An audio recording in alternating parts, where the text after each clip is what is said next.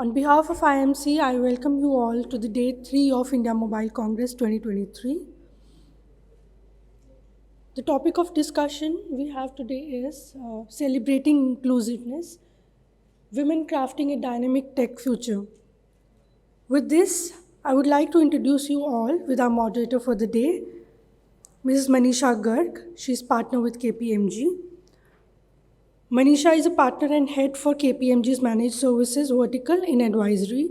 She also leads the forensic services in KPMG India.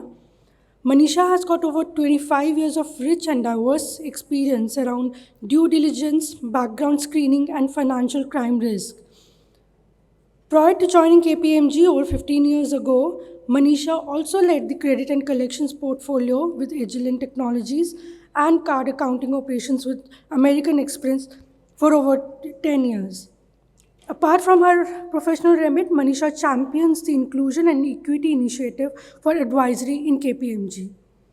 I would request her to take the proceedings ahead. Over to you. Thank you, ma'am. Thank you so much. And let me begin with a very, very funny anecdote. In 2018, there emerged a very funny statistics in the S&P 500 index. It seemed there were more people, CEOs, in the list of 500 S&P list index with name James than the women CEOs, right? So the sobering statistic is powerful enough for us to understand the kind of disparity that we have in the world of technology in terms of gender. And ladies and gentlemen, all our esteemed guests and the panelists, a very, very warm welcome to you all to this pivotal session where we will discuss the profound issue that resonates through the corridors of our tech industry.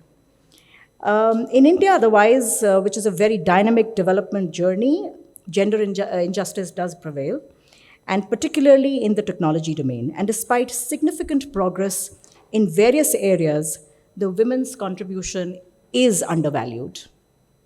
Despite significant progress, for example, in 2021, according to the NASSCOM, women comprised only 21% of the total workforce.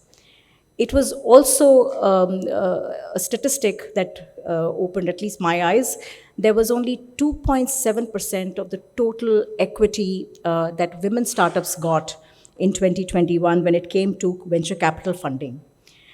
But with the motive to acknowledge this reality, it is also very important for us to not forget the fact that we need to celebrate the immense potential, the talent, and the contributions of women in technology, where women are crafting a dynamic tech future for the nation and for next gen. So without further ado, I'm indeed very, very privileged to share this stage and podium with colleagues and professionals from our telecom industry today, and have each one of them have pioneered in their own space of chosen domain. And this is a side note, by the way, they are all women, as you can see on the podium. So thank you so much for coming with us. Let me introduce all our esteemed guests. I'm going to start with Vijaya, right in the middle. Vijaya is the CEO of Sensorize Smart Solutions. Vijaya Kamath, a seasoned telecom IT professional, has a remarkable 28 years journey behind her. And after completing her MCA with NITK Surathkal, she commenced her career with TCS, where she dedicated 16 years to the telecom and mobility industry. Vijaya's expertise extended to serving pivotal telcos in India, including Airtel, Tata Teleservices, BSNL, etc. And during her 5-year stint in Singapore, she expanded her purview to the Asia-Pac telcos. Driven by the entrepreneurial spirit, she then ventured into her own startup, and she launched Sensorize, which is today a force in tech landscape, where she continues to redefine the industry. Thank you, Vijaya, for being with us. Let me turn on to Dayavanti. Dayavanti Kamath is a distinguished engineer in cloud networking with Ericsson. do not look at her designation. It belies the kind of achievements that she has. Daya is an experienced technology professional with over 25 years of proficiency in the data networking industry. Daya pursued her master's degree in the US, and after 17 years of experience in California, she decided to come back home.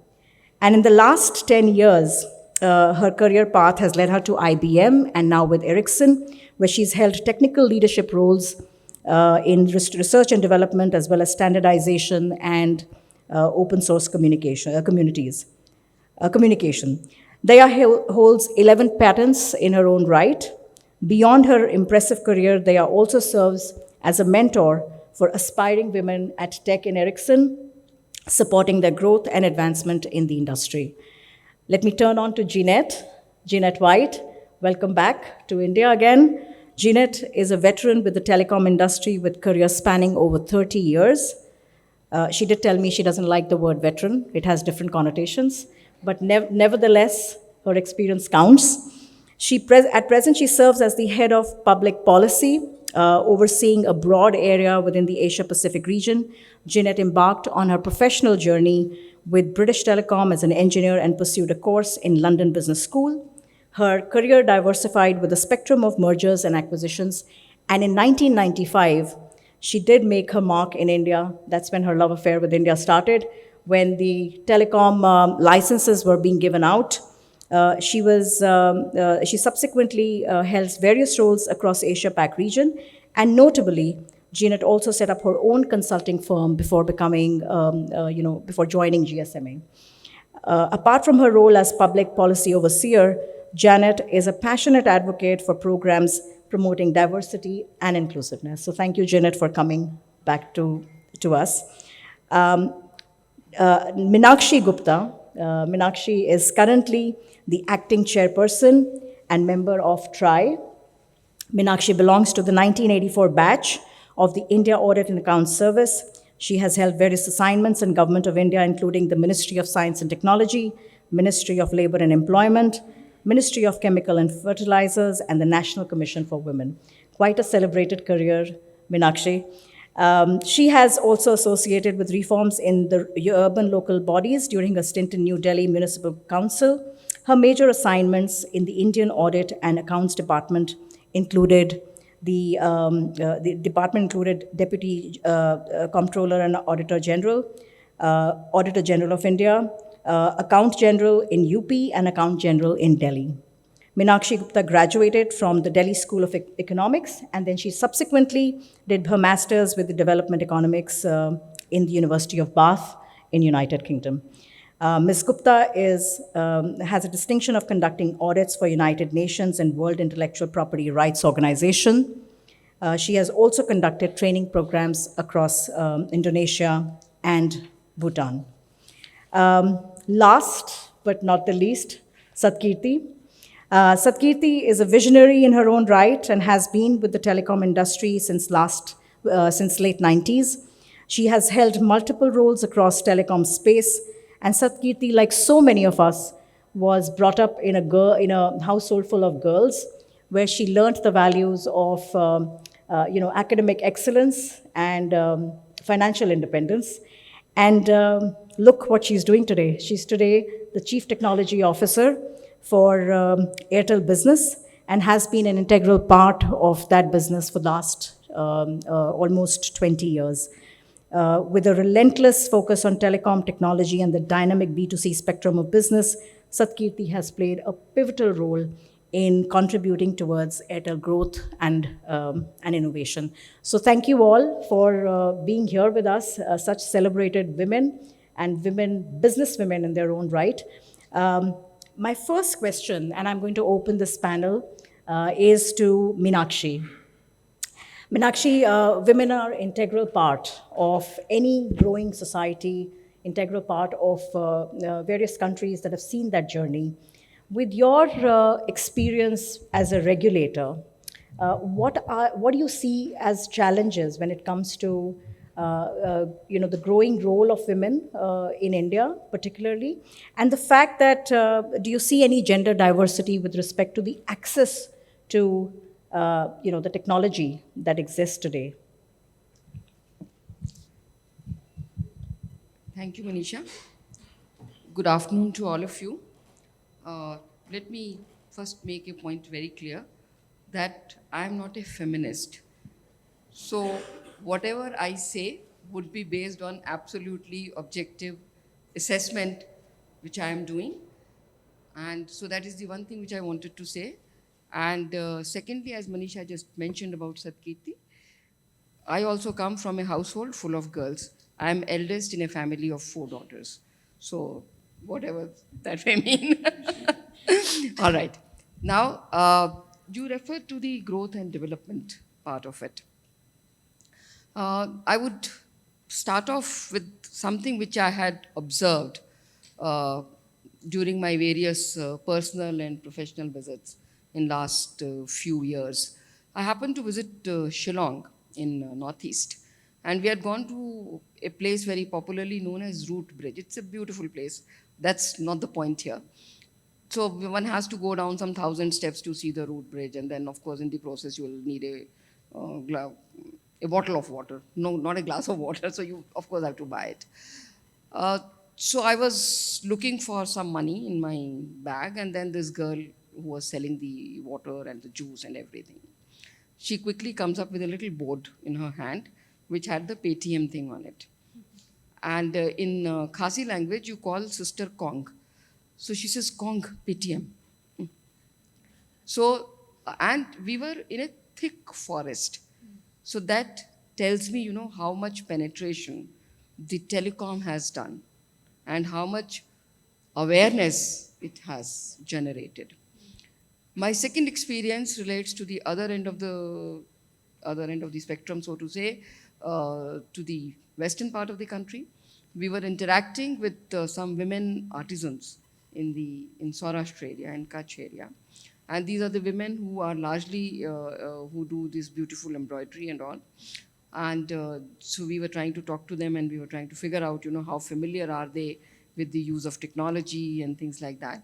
So there was a group of 50 people with 50 women rather, and we were interacting with them within their village. So it was some 100 kilometers away from Bhuj, so to say. So all these girls, and we started on a slightly higher pedestal, thinking that from we from the urban area, we know more about the smartphones and the technology and things like that. And me, given my connect with the Women and Child Development Ministry, where we had developed the apps for Mahila Heart and things like that. So we started talking to them, and then all these girls said, the women rather, they said that every one of them had a smartphone. They knew about how to use it for marketing their product. They knew how to use it for their financial transactions. The only thing which they mentioned was that for various security reasons, the phones in many cases, they are in their hands and they are the only ones who are using it, but the phone is registered in the name of the husband, brother, or son, as the case may be. And they said, because when you go to buy the device, or when you have to register for the mobile number, etc., for the KYC purposes, they find it difficult to travel up to that point. So whenever the male member, so to say, of the household is visiting, so he does it in his name. So anyway, the good point was that all of them were aware of it. So that gives you a lot of confidence that it's not only the Delhi centric, that the people, that the women have the access to the facilities. Now, from there, so that's a positive that one had. From that, I'll go on to another positive, and I'm concentrating myself on the growth of the telecom sector. If we start from 2014, because that's an easy point to start with. I mean, I can start with 98 also for that matter, but that doesn't really help us much. So from 2014 onwards, if we start looking at that, the number of subscribers has grown from 933 million to 1,174 million. The tele-density, I'll take the figure of 98. Tele-density was 2% in 98, and in 23 March, it is 85%. 2014, if you look at it, was 75%. The data consumption per GB has gone up from 62 MB to 17 GB, right? The number of internet subscribers has increased from 252 million in March 2014 to 881 million. We all heard about the spectacular rollout of 5G in last 1 year. I mean, this was mentioned in the inaugural. So in terms of the macro level, we have done pretty well. I have given you some instances of, even the outreach that we saw in the far-flung areas. And the good students of economics would believe in the trickle-down theory, that if the things have started, if the growth is happening, it will trickle down. But we also know that there are limitations of trickle down. So if we look at the statistics which is prepared by the GSMA, worldwide, the phenomena is that there is a digital divide, be it on the rural-urban basis, be it on the income basis, or be it on the gender basis. And India is no exception. So, and I have to say this, that the growth is happening, but at the same time, we cannot close our eyes to the basic fact that there is a gender divide. And basically, to me, what it means is that if you look at the urban areas, if you look at even in these far-off areas where I gave you the examples, that there perhaps is a layer, which we can call it marginal layer, where the benefits have not reached. And that is what we all need to address. And therefore, we need to see, coming to your question, what are the challenges?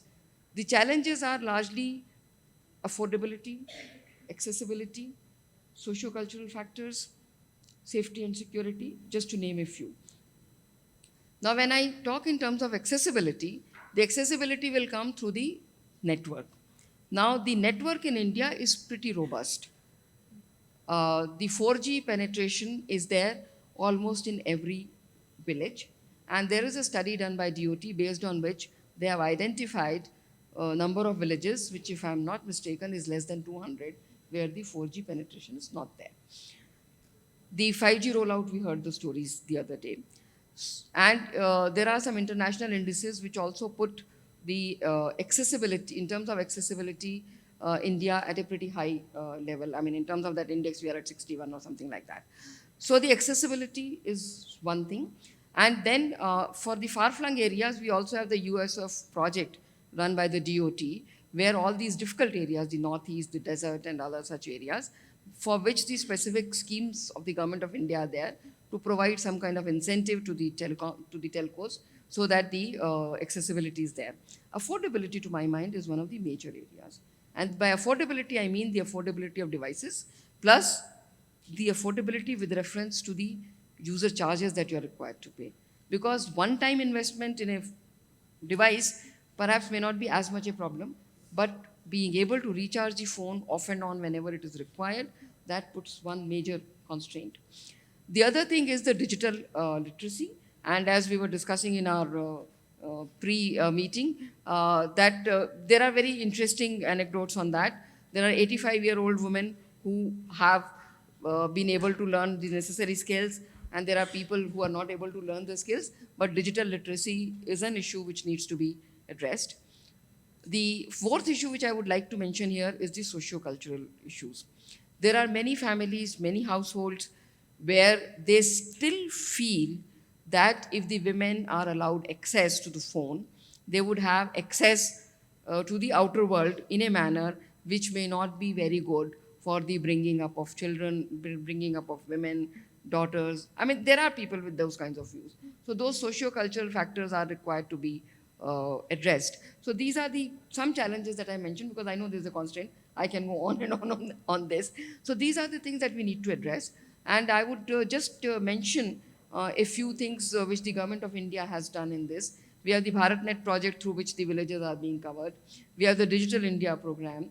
And even our National Digital Communication Policy 2018 has laid a lot of stress on how the accessibility has to be improved. There is a digital literacy mission which is there already. So if I look at these 4 factors which I just mentioned, I think as far as the accessibility issue is concerned, that is being addressed pretty well. But the affordability issue is one which may require a little more attention. Maybe there is a need to do some more R&D and to bring out the devices which are affordable. And by devices, what I mean that they have to be smartphones. Feature phones are, of course, very, very affordable, but we have to do something so that the smartphones also become more and more affordable. As far as the recharge part is concerned, our tariffs are one of the lowest in the world, so I don't think we really need to work on that. Socio-cultural factors, I think, is one area where we really need to spend time. And but I'm sure, again, I'll just quickly say one point and then I'll stop on this. That is, many of us would remember that when we were young, there were girls in our vicinity who were getting married at the age of 18. That doesn't happen any longer. I mean, many people would try to, delay the age of marriage for girls also. Even among the strata whom we consider not so well to do. The school enrollment ratios and the college enrollment ratios for women have gone up tremendously. And today, it's perfectly fine for a woman to work and to be an alternate bread earner or a second bread earner. It's no longer like this. I will just use chaste Hindi here. हमारी लड़कियां काम नहीं करती हैं या बहू से कहा जाएगा कि तुम्हारे पैसे से घर नहीं चलता है. Those kinds of sentiments are no longer there.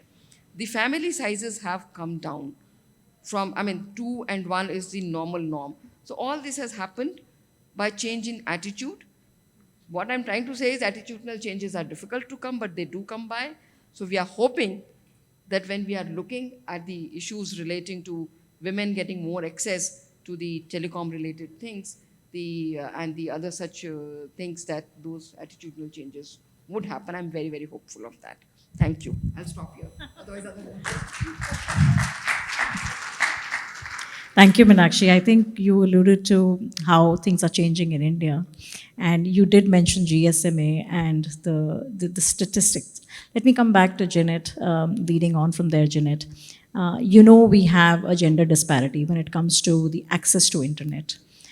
With respect to India, we already know the story a little bit from Meenakshi, but what is your view? How are things different from generally in the region of South Asia? And do you see any challenges that are specifically akin to India? There are different challenges, and what are we doing to sort of broach them? Okay, thank you very much. And Nashika, thank you for raising the GSMA data, because a lot of the points that you mentioned there are actually relevant across the whole of South Asia. So I think it's really important that we measure and we don't hide away from the measurements. I've had many conversations with policymakers where they say, oh no, we don't have a gender gap. Those data you've got are incorrect. The example you gave, well, the phone is bought by the father or the husband, and therefore there's no gender gap. But let me tell you a little bit about what we've done. So generally in the world, there is a gender gap, particularly in what we call low and medium income countries. So sadly, women are 17% less likely to have access to the internet than men, and in particular having handsets, smartphones. And that represents 900 million women worldwide. That's a huge amount of women who don't have access to the internet. And there are many reasons, and Vishaka, you actually mentioned many of the reasons. That affordability, security and safety. And actually in India, we did some specific things that some women weren't even aware of the internet. We can't imagine that. Everybody in this room here, can you envisage a world where there was no internet? But there are women in this country who don't know it exists. So what can we do? And how can we, I talk about measurement because I think that is important. Again, I repeat that. So we collect data, we can get lots of data from DOT, from all the governments, but we also do a survey. So we actually survey a representative sample of people. So then we ask them questions so we can then use that data. And also mobile operators, they know actually, even by how they're sort of using systems and whether it's a woman, or a man is actually using that phone. There's some indications. I mean, it's all within data privacy. We're not breaking any rules like that. But then that's validating the fact that there are these gender gaps. So what can we do about it? It's not going to fix itself on its own. And I think, what I've seen here in India is a real, and in South Asia in general, where the gender gap is particularly large, the policymakers are really determined to do something about it. There's they can see, there's a social impact and there's an economic impact. Let's get the women online and then they can boost up the economy as well. Look at us women here. We're all bright, intelligent women and we're contributing to the economy. Let's bring on some of the people who've not had access. Just because they're not educated, it doesn't mean they're not intelligent. So what we've done there, we have a number of, you mentioned about digital skills. That's the starting point. You can't imagine the first time you see a phone, if you've never seen one before, or even a smartphone, what would you do with it? We were talking about this before, what buttons do you press? So the GSMA has developed a set of programs, tools, that mobile internet access. It's MIST is a MIST program, and it's been rolled out in 65 countries in 27 languages. And some of them were specifically designed, actually, they're in India with Indian languages. And we work with partners. So the mobile operators will use this toolkit. And it's a basic of how do I use the internet? Because if you don't know that, it's pretty scary, isn't it? How do I use a phone the first time you've seen it? A 5-year-old can easily manage and do things, but maybe you're talking to an elderly person or even not an elderly person. They may feel frightened, they might break it. So this toolkit helps them understand and use the internet. Then we have other programs. For example, we've got one just recently that's being rolled out with our partners, funders, Melinda and Bill Gates Foundation. And it's run in India and a few other countries in South Asia and Africa, where it's looking at the role of women micro-entrepreneurs and what do they use with the phone and how do they use it. So we've started that program. We've had the results of the first year, which is data. You can see I'm a big fan of data. So you can see what are the problems of them using the phone and internet. And how do they, what can we do? So we're using that data, and then we'll work with our partners, with our mobile operators, with government, to see what can be done to ensure then that they can flourish in using this. So we can take steps by steps, and I think that's the starting point. So I'll halt there now and hand over to the next panelist. Thank you so much, Janet. That was enlightening in terms of what you're doing with the government, with corporate players, and social setup. Next question to you. Because you have a long journey in the technology field, what can be done to motivate women to take up more motivate women to join the technology domain? What are your experiences? How are you working through that journey with young girls that you yourself are mentoring? Thanks, Manisha, and really feeling privileged to be among such a, this gathering and all these experts in various fields. So from a technology perspective, to be fair, I think we're really lucky to be in this field as compared to many other, even engineering programs. Because if I look back, way back in college, the number of girls in the electronics and computer domains in our college was about 30% as compared to, boys. And in fact, the boys in the other streams would be very jealous of boys in working in, studying electronics and computer science because, all these girls were there in the class. But then what happens? From there, as I progressed in the workforce, the numbers seem to drop quite a bit. And there are various reasons for that. One of the big factors, I think, is, women drop off the workforce to raise families. And that's a very important aspect especially in tech, what happens is the technology moves forward so fast that when women take a break for 2 years, 5 years, and that's a very important aspect of our lives as well, right? But when they feel a big, a wall to come back into the workforce because the technology has moved very fast ahead. So there is a need for companies to recognize that and have programs for bringing women back into the workforce after especially longer breaks, and maybe having programs for upskilling and giving opportunities for women to come back into the workforce with more confidence. That's a very important part. To be, while I'm working, I feel a lot of women also I see not continuing in the technical field for various reasons. One of them, which I've seen, is a little bit of women have a higher share of imposter syndrome in their minds as compared to men.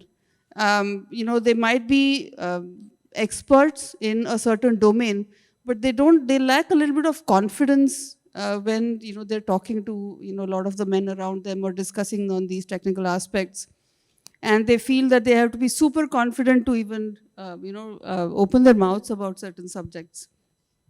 So that's where I think mentoring programs that are run within the organizations, and a lot of organizations in the tech industry at least have very good mentoring programs. And I've worked with, after I've gotten to a more senior level, I've worked with a lot of my younger colleagues. And, that's one aspect I keep, sort of trying to drill into them, that don't feel underconfident. Hold your own, and feel free to speak up, whatever it is that you have, whatever ideas you have. It's fine to be wrong. And that's something that everybody has to recognize, especially women, and get over, some of the confidence issues. The third aspect is from an organization perspective. I think, a lot depends on, how the managers that women work with have, a lot depends on your interpersonal relationships with the managers. And what I have, as I've grown to the career, I've realized that if you have a clear conversation with the manager, as well as the manager has a good understanding of what the deliverables are and expectations are, that helps a lot. Because very often, women have time constraints. They cannot stay long hours at work. But as long as the deliverables and expectations are very clear between your manager and women that are working on a certain task, these issues can very easily be overcome. And a lot of good progress can be made on both sides. So those are some of the key aspects I think I would like to highlight. Thank you so much. On a lighter note, I always say that the true equity will come when the women in the boardrooms are as incompetent as some of the men out there. So that's what I feel. Most of the women on boards are extremely brilliant. Next question to you, Satkirti. With somebody who's a thinker and an influencer in the technology domain, what are we doing in terms of driving more and more women and motivating women to again join this field? And what have your challenges been? How have you sort of worked through some of these challenges to inspire more people, more women to join? Thank you. It's been a privilege. Thank you for having us over. I think something that I've, even when we were discussing earlier to this, is we continue to struggle a little bit in terms of attracting women talent on board. And I think the large reason is in terms of it could be just this acceptance and how well am I going to do in an organization, which could be either a small organization or a big organization, and the comfort that has around it. I think as tech leaders and organizations that we have, one big thing is to just make them comfortable from the day go or day zero that we talk about. And I just have to share an anecdote that we have our network operations center, which is basically in Manesar and monitors across India our entire operations. And we have teams which work day in and day out. And it is not a, in terms of one of the places to be, Manesar is not considered as to a place to be working out of because of safety. It's away from Gurgaon, far away, and things like that. What we got in about a year ago, and I think pandemic taught us a lot about, working from home and hybrid versions, etc. Because if not anything else, the entire telecom industry was put to test during pandemic, and it just, I mean, I share this with a lot of pride that we just didn't even, sort of wink about it. We just moved just overnight to support the entire thing. And I think one aspect that came in is we cut across and looked at young mothers, young married girls who were just like could not step out of home because either they were newly married or they were just had very very young children at home. But they really had that fire in them to work. And as I speak, we have about 30 plus women across the country working in remote locations, to a knock, working from home all along. They monitor the network across India and they're just doing it. And it's like when you come across, you see smiles. We meet them once every month virtually and we just tell them what's happening. They said, you have some of them speak in their local languages, and they say it's like so heartwarming for us to do it. But they said we still miss coming and being part of this larger organization. And so we said, okay, fine. So we'll come and meet you if you can't come and meet us.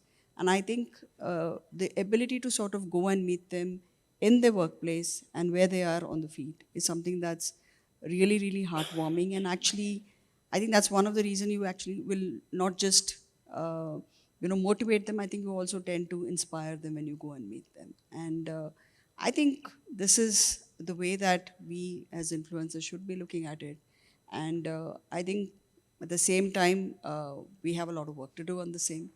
And it still continues to be a struggle, but it's a struggle which is beginning to see, we just seeing some small wins around it.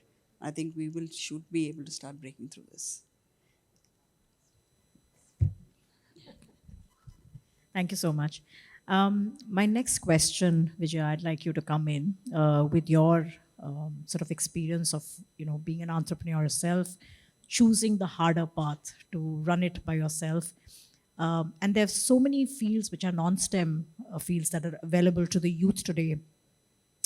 How do we make the technology field cool for the next gen, for them to sort of look at it as a field that they would like to join?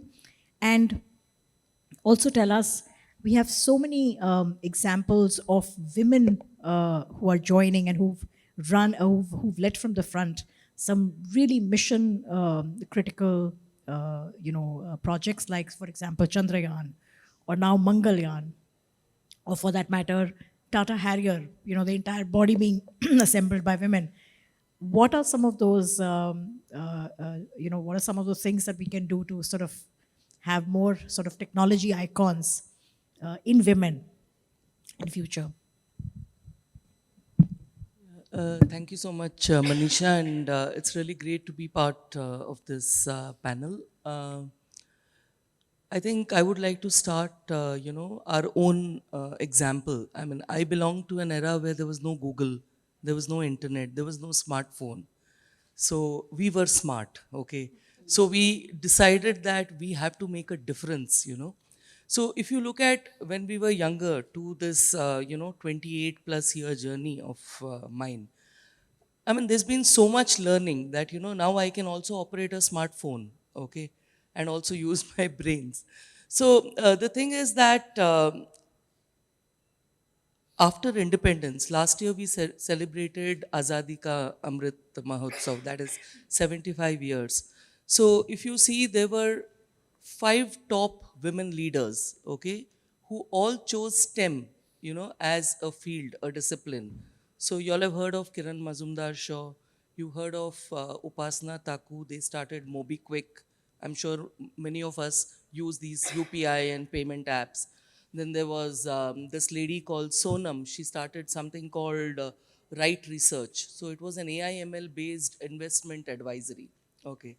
And then going to Byju's, the co-founder was a lady, so on and so forth. So there are so much, I mean, there are so many examples. Plus, because of internet, and now we are talking 5G, we are talking about very smartphones, we are talking about apps, we have all the social media, WhatsApp. Okay, WhatsApp is a university on its own. So there is a complete channel for information dissemination. Okay. And then you also have three very important pillars. Okay, one are the corporates, okay, who do commercialization of ideas. Then there is talent, who creates, or based on an idea, they create products, they create solutions. And then you have the academia, who train people, in various disciplines. Now, what brings, when these three come together, okay, what is the enabler? Okay, it is always technology. Okay. So technology, I think we are riding that wave now. Okay. And ma'am spoke about connectivity. So we are all connected, and there are so many channels that have opened, for the youth of today to understand, okay, that being in some kind of a technology a course, or any kind of add-on, to what they learn, which is in the field of technology, will be very helpful for them. Like if you look at all the funding that happens for startups, okay, most of the startups will be technology enabled startups. Okay. And if you're not technology enabled, then you have to take a back seat. You might not get funding. So I think the awareness is there, and there are multiple channels, okay, through which the children and the students, etc., can learn. Plus, I think as parents, if we give them the right value systems, okay, and they have that curiosity to learn, I think there are lots of options. And STEM, obviously, I'm seeing that the government has also started a lot of initiatives promoting STEM. Corporates are taking a lot of STEM children as part of internships and other roles, right? So I think it's very clear now, children no longer want to be MTs, they want to be MDs, okay? So it's not a management trainee, they want to be managing directors, okay? So how can they do that? I think the awareness is there. It's just that it needs to be channelized, and the channelization can happen through these corporates, academia, the talents, people like us. Various platforms are available. So Manisha, I think social media and internet. Yeah, so I think the one thing that we need to really do is to start, how do we get people engaged at an early age, as you mentioned? And at the GSMA, we do have a number of programs. So we've got two programs in particular for our Diversity for Tech. One is for the young girls, so getting them involved early. And in fact, we've now expanded it to boys as well, because actually it's important not just to be for the girls. So these programs, we work with partners like the ITU, United Nations, and we do the practical examples. It's really good. They make something. So they go away and they're inspired to do it. It's really good. Unfortunately, my boss has just gone, but Julian Gorman, who's head of the region, he has been on those programs. He takes up his Saturdays, he goes on there, and a lot of them have been online initially. During COVID, we didn't stop then. And you can see they build these things, they get excited, so they know what to do. I think the only other point maybe, and I'm not sure if I've got Manisha, can I just talk about a little bit about how we're encouraging women generally, or do you want, yes?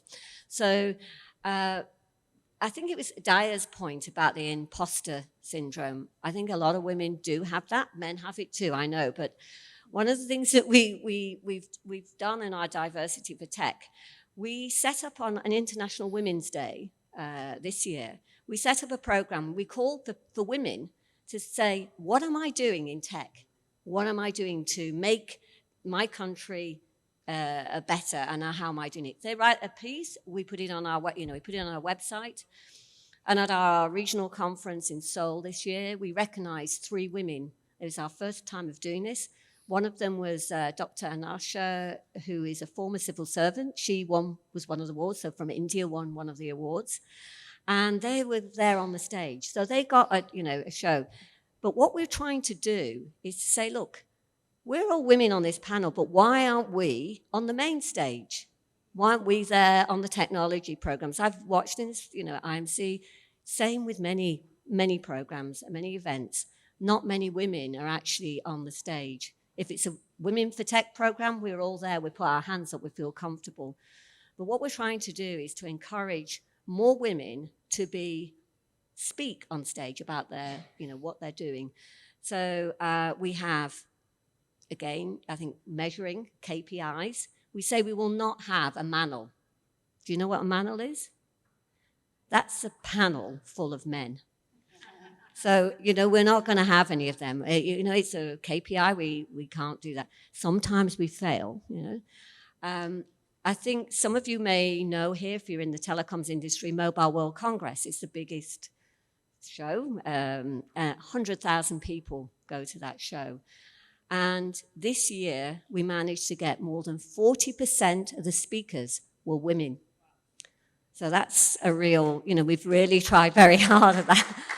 And what I would like to say, there's not, for anyone in this room, men included as well, please encourage your women to participate in the program we're doing next year. So that will happen on International Women's Day. We'll be calling for papers. And one thing that GSMA is very good at is a good marketing machine. So we will promote these women. You'll be on our website. Your papers will be on our website. And we will select, it's not us, it's an independent panel, we'll select the women to be at our conference in Seoul next year at the beginning of October. So those are the sorts of things that we're trying to do just to encourage, and get over that imposter syndrome. I suffer it myself. I didn't want to speak on a panel that I was asked to speak at here because it was out of my comfort zone. But when I got up there, I thought, yes, I can just as good of it as any of these men. Okay, so I've taken too much time from Thank you, not at all. Meenakshi, question to you. I think we were talking earlier in the VIP launch, and you were saying that the STEM admissibility of women actually is increasing. But more often than not, of course, they drop out at the critical junctions of their life journeys. And even if they do continue, they find it very, very difficult to break the glass ceiling. Can you sort of comment? Because you've seen it from the other side, from the government side, right? So what is your experience?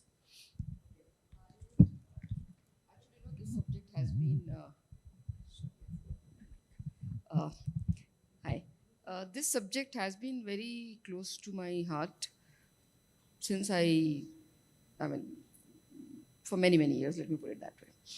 And the genesis is that I used to have an older cousin, and we all used to be in awe of her because when we were still in school, she got admission in Roorkee, which is now IIT Roorkee, but at that time it wasn't. And a girl getting admission in an engineering college used to be a very big thing. I'm talking of 1968. I was kind of primary school, that kind of thing. So she passed out and became an engineer and got a job immediately. And those days, the PSUs were the thing. There were no MNCs in the country at that point in time. So she got a job with NTPC and she got married to one of her classmates who was also selected for NTPC. So maybe she started working sometimes in 1973 or so, 5 years course. And then after about 12, 15 years, we heard that she has quit the job. And the general stated thing was, to raise the family, children and things like that. So at that time I was too young to ask her any questions, but many years later when I met her, so I asked her, Didi, why did you quit? We all used to look at you as a role model who's doing so well and things like that. So then she gave me the usual thing, to look after the family, this, that. Then I said, no, I want more serious answers. She says, okay, I'll tell you what happened. So then she told us that, her children were 5 years, 7 years old. So one was a societal pressure coming from the extended family, friends and all that, you are away 10 to 5 or whatever, and then your children are getting neglected.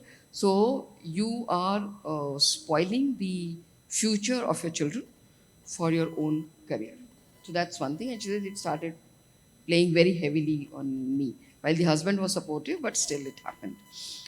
And then she said the general expectation was that I only have to look after everything and manage things. And then she says the bigger thing was that I was never made a project leader. I was always found fit to do the drawing board things, the planning. I mean, you engineers would understand it better than I do. The design part or the planning part and all, but never considered fit for a project leader. And she says this really hurt me because she was topper of her class. She had the best of the grades. And she says, then I felt, ki, why am I doing this? And maybe, you know, it was an emotional decision or whatever. In disgust, she left. So that since then, this is an issue which rankles me. And then I found later, much later, that, you know, the things haven't really changed much. So I give you the example of a different type. There's a colleague whose daughter finished her medicine some 15 years ago from AIMS. And I'm emphasizing AIMS, okay? So this girl, again, a bright student, obviously if she got admission in AIMS, she has to be a bright student. And then the way it happens, she was doing well. She was actually working with Max Hospital in Delhi. She got married to some very promising young men. And then one day we suddenly hear that she has stopped working. So I said, why have you stopped working? Kya ho gaya? So then she says, Auntie, my husband earns 2 crore rupees per annum. Why should I really work and slog it out? That's another extreme. And in both these cases, apart from their personal things, I have a point coming in, which may be partly from my government training. That is, you know, the government spends huge subsidy on higher education. So when people take these kinds of emotional decisions, it's a national wastage. There are 2 losses. One is the trained manpower getting wasted, and 2, if you were not serious, you have spoiled somebody else's career. You were 99, somebody was 100, so that person lost a chance. So that is where, you know, I feel very strongly on these kinds of things when people stop mid-career for whatever reasons they do. Personal reasons, official reasons, or whatever. So that's one part of the story. The other aspect is, I find that, you know, while Vijaya gave very good examples of some women doing extremely well, but then, you know, there's an other part of it. If I look at it in the context of the law firms, at the entry grade, 50% women.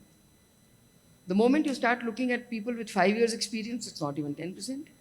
The moment you start looking at people with 15 to 20-year experience, they may be 1 or 2.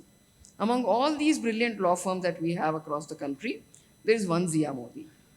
And there are all other Amarchand Mangaldas and, you know, those types of people. Once I was traveling to Trichy, and the then director, NIT Trichy, was traveling with me. So we got talking. You know, women are very fond of talking, so we got talking. So then she told me that among all the NITs in the country at that point in time, whatever number was, 50, etc., she was the lone women director. Okay. Then if I take you to a little lower levels now in that sense, I have an occasion to visit various manufacturing units, the telecom types, the mobile phones and other such things. So typically at the shop floor level, as you call it, the number of women is very large. Supervisor, very few. The moment you go up, even few. So I'm making 2 points. One is that at the entry grade, whichever way you want to look at it, the number of women is very large. And as you grow up the ladder, the number is less. So why is it? So there are 2 issues here. One, is it that the women are not found fit to hold the leadership roles? Or is it that the women themselves give up? Whichever way it is, this is an issue which is required to be addressed. And I look at it this way, that if I'm looking at the legal framework in the country, the environment, so to say, we perhaps have some of the robust arrangements in the country. The Constitution calls for the equality of men and women. I don't have to harness on that. There's an Equal Remuneration Act 1976, equal pay, equal for equal work, etc., for both men and women. The Maternity Benefit Act 2017 is actually one of the best in the world, okay, which provides you now 26 weeks maternity paid leave and a lot of other things. There are hundreds of regulations which say that there has to be a creche in every office in every establishment rather, having X number of employees. If you start looking at it from the point of view of environment in the office, we have the prevention of sexual harassment of women at workplace. I'm just giving you some examples, right? So in terms of the legal framework, I think we are pretty good. In terms of education, we are pretty good. Then why is it that women are not going beyond a certain level? And again, I'll go back to my famous theory of the mindset. That is, we'll say boys will be boys. Boys are not the boys are the main breadwinner. The girls are not the main breadwinner. And typically in a household, when the boy is studying for his engineering entrance, let me take the specific example of engineering entrance. From class 9 onwards, the parents would start telling the whole world, no, my son is preparing for IIT. So I have to give milk to him on time, I have to give water to him on time, and things like that. For the girl, हाँ ठीक है तुम पढ़ लो बहुत अच्छी बात है. And then after a point in time, let me link it to the matrimonial market now. So then they'll say, देखिए जी हमारा लड़का तो बहुत पढ़ता था. हिंदी तो सबको समझ में आती है ना, तो हिंदी में बात में ज़्यादा मज़ा आएगा. जैसे हमारा लड़का तो बहुत अच्छा था, पढ़ता है वगैरह वगैरह, तो उसको तो पानी हाथ से लेने की आदत ही नहीं है. If I translate in English, it will not sound that good. Then, but for the same girl who may be an IIT topper, the prospective mother-in-law will ask her, बेटा तुमको खाना बनाना आता है? So that gender thing is so entrenched in our minds that it takes away the entire thing, and that is where I find to some extent the attitudinal issues come in, and that is why many women are not able to continue. I gave you 2 examples of where these very bright women did not continue. Part of the reasons comes from these attitudinal issues. And again, I'll make the same statement that the attitudinal changes are difficult to come by, but they will come. We have to use the nudge theory. You cannot issue a diktat, you cannot issue a legislation for that. No, that will not work that way. But the nudge theory will work, and all of us will have to work together. In fact, I'll just make one statement and then I'll stop. When I was in National Commission for Women, actually I got in touch with many colleges in Delhi University and saying that let's hold workshop for middle-aged women, where they have to be trained to train their sons and to change their own mindset. Because unless the mindset changes, this particular issue that we are trying to address will be difficult to do. Of course, I agree with Daya on this, that many times when the women leave it in between for whatever reasons, the organizations also have to come up with the programs where they can take the women even after a gap of 2 years, 5 years, with appropriate technological upgradation or whatever that may be. Thank you. Sorry for the exceeding time. Interesting anecdote to add. It reminds me of an interesting anecdote that corroborates your point, Meenakshi. So I was in California for a while, and both my children are born there. So for my second one, I used to have pediatrician visits, right, when the boy was very little. And my son's pediatrician had a child around the same time as me. So, while one of the visits I was chatting with her, and I asked her about her son, and she said it's going to be her 4th child. So I was so shocked. I said, how do you manage a career as a busy pediatrician with 4 kids? How are you doing this? She had just had her 4th baby. She said, my husband is a stay-at-home dad, and he takes care of all the kids. So to me, that was so refreshing to hear. I could not imagine that sort of, even though men are willing to do, take a back seat and let their wives progress in the career, the insecurity and societal pressures here are probably too high even today for us to, even today if we see a stay-at-home dad taking care of kids, how many of us are going to really appreciate that, right? So these mindsets need to, change over time, yeah. I'm super conscious of time.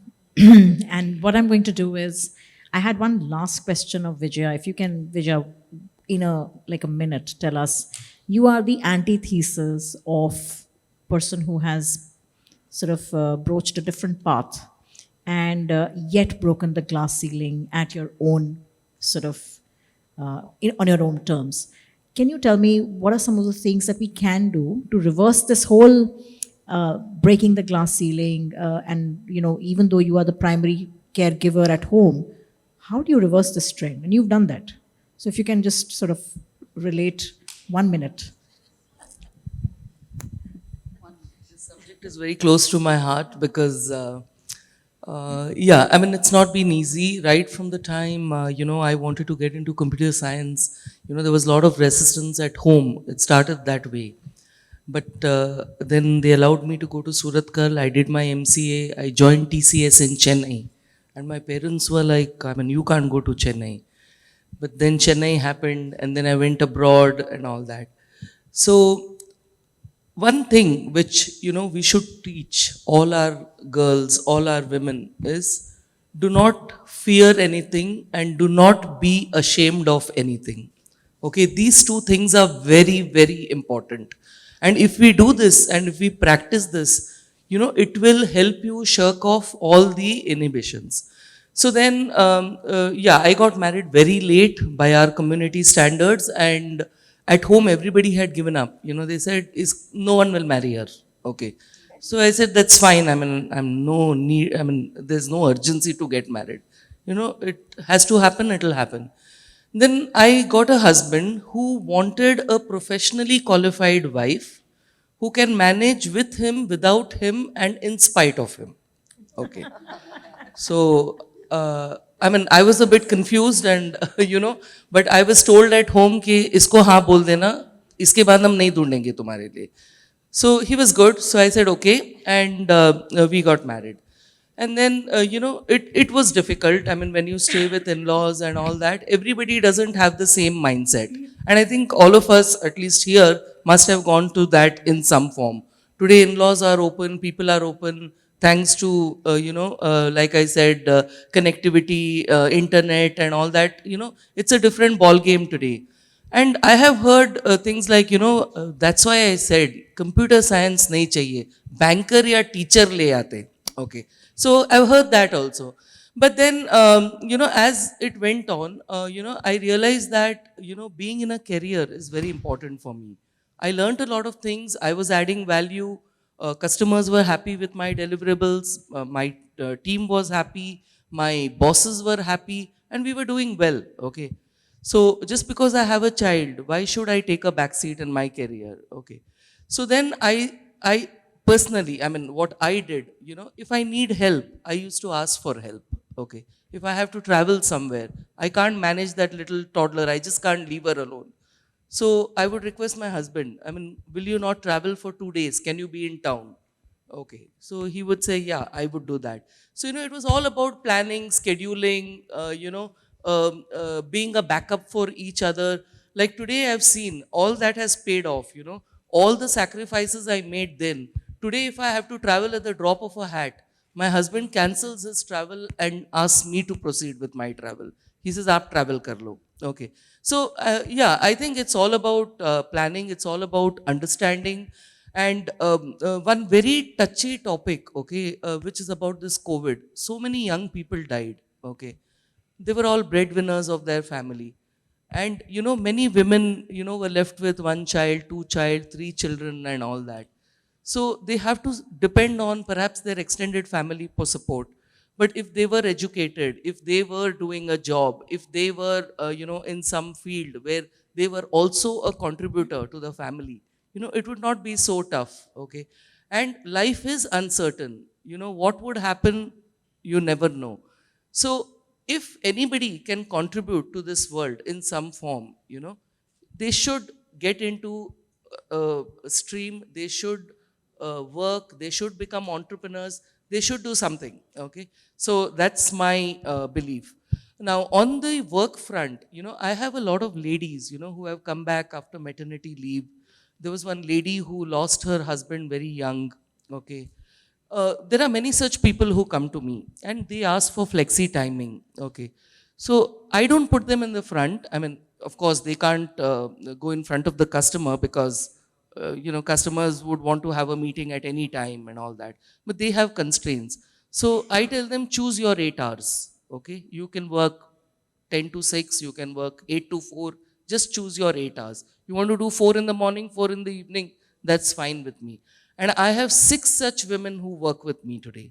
Okay, and there is so much gratitude, and these are all engineers. Okay, so they are contributing, they are getting a salary, they are doing a great job, customers are very happy. In fact, some of my customers ask those ladies by name, can we have her, to lead this project.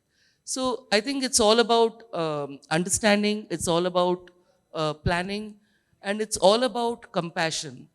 I think if you're kind and compassionate and you can help somebody who is in need, then I think all of us will prosper and all of us can do a lot together.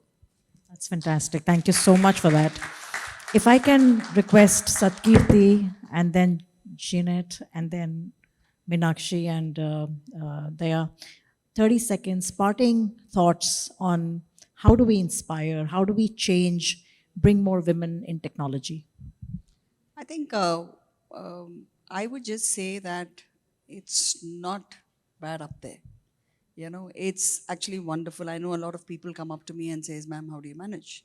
It's as simple. It's just like everybody else manages. And I think the best way to actually is to work collectively with your colleagues, because we tend to actually back up, with each of our colleagues. And I've always actually flourished with some of my colleagues who have already stood by me and worked with me to actually grow where I have.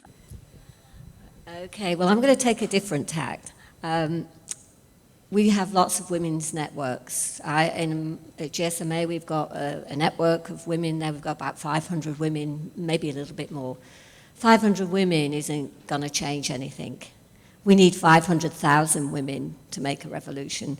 So what I want us to do is to work together, work with our networks, because we've got lots of networks, and actually if we combine that together, we can make the changes. We've heard so many things here about changing the mindset of the men in certain, in different countries, it's different reasons. A man, stay-at-home dad in the West is not a big thing, but we can work together. So I'd like us to take away from here, can we work together to make that 500,000 women revolution? Absolutely. We have networks and we'll collaborate. Yes. Thank you. Thank you. I think I have spoken enough, but I'll quickly make 3 small points. From the policy perspective, what we need to do is we need to have a holistic approach and not be in silos. That one department, one ministry looking at one thing. There has to be a coordinated approach at the policy front. The second thing is I'll take it forward from where Janet had mentioned, that we also may have to have targeted approach when we are looking at inclusiveness or even for promoting STEM education. And for that, we need to have data, and we need to do it at a granular level and also do the analysis at the granular level, so that we can have very specific interventions wherever needed. Okay? Because overall growth theory, we are good. So that's my second point. And my third point is that when, I've been saying it again and again, that these mindset issues really need to be addressed, and we will have to work collectively in some manner or the other.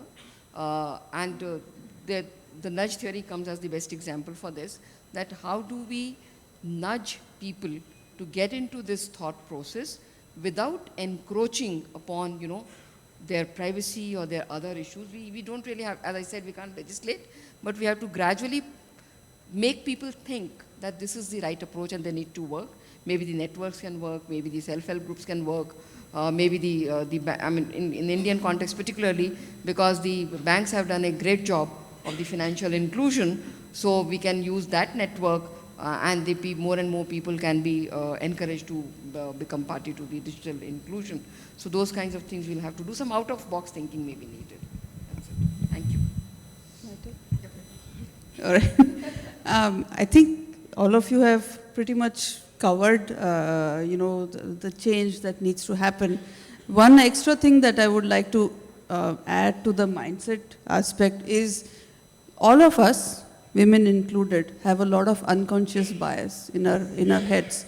And that needs a societal change to happen. I mean, I would also like to bring in unconscious bias towards LGBTQ, for example. We need to address, how that creeps in. So there's one story, for example, if I may take 10 seconds extra. My husband is, at a pretty senior position in his company, and he participates a lot in diversity programs, and he's sort of a champion, considered a champion in his organization for these kind of programs. In spite of that, he himself told me a story of, they had a weekend drive where they had to go, for a hiring event. And the hiring event itself was a diversity-related event. When he called up his staff, it was on a weekend, when he called up, he sent messages to some of these people. He said, the way I pitched it first was, guys, who can join me for this weekend drive? Because in his mind, he thought, it'll be harder for the women to go for the hiring drive. So he himself realized that in spite of being so involved in these kind of activities, I made an assumption that my women staff are not going to be able to do this. So the takeaway is, don't assume anything. Have that conversation with your employees, especially for managers, as to what is possible, what is not possible, and let women make that. And that's how these sort of biases slowly I'm going to part with just one last thought, and I'll bring this to a close. In KPMG, for the last 2 years, what we've done is we actually bring out when the promotions are done at the year end, we bring out the list of eligible women for managers to see.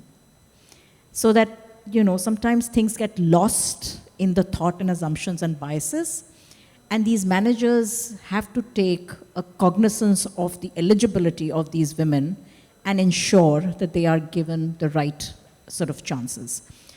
I also know of corporates, and I hope we will move there one day, where for every 10 men being promoted, they have to get 4 women to be promoted. Of course, based on meritocracy, but it's important that we put some KPIs, because KPIs bring actions. So the moment we start doing that, very, very quickly, we can actually change how our corporate structures will start looking at the board levels, how our leaderships will start looking at at the helm of affairs. I think some of those things are important for us to see, in our own organizations. So thank you so much to this panel for sharing your thoughts. It's been brilliant. I am indeed in debt, and I will keep this relationship going. We bring a lot of our networks together. Hopefully, Janet, we will speak. And thank you to the audience for being such a patient audience, and thanks a lot.